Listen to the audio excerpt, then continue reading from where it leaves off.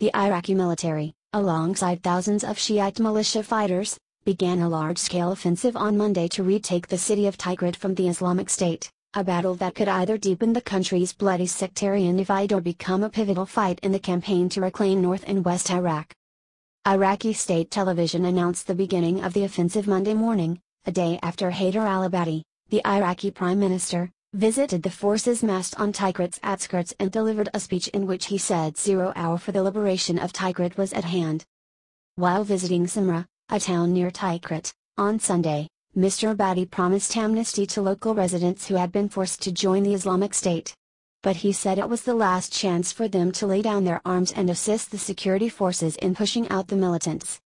It is not the first time the Iraqi military has sought to retake Tikrit in the months since the city, Saddam Hussein's hometown and a Sunni stronghold, fell into militant hands last summer. On several occasions, the army and militias, sometimes in defiance of objections from American officials, who warned of a bloodbath in the streets of Tikrit, had begun offensives, only to abort them shortly after.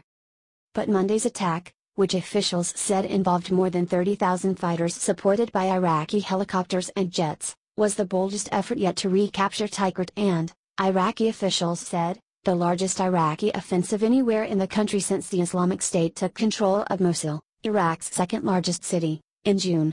It was unclear if airstrikes from the American-led coalition, which has been bombing Islamic State positions in Iraq since August, were involved in the early stages of the offensive on Monday.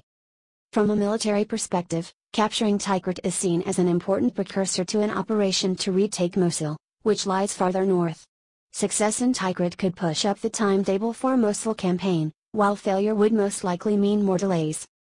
The American military, though, appears divided on the question of when the Iraqi military, which collapsed last summer in the face of the Islamic State onslaught, would be ready for a wide-scale offensive in Mosul, or in Anbar province in the west of the country, which is also in the hands of militants.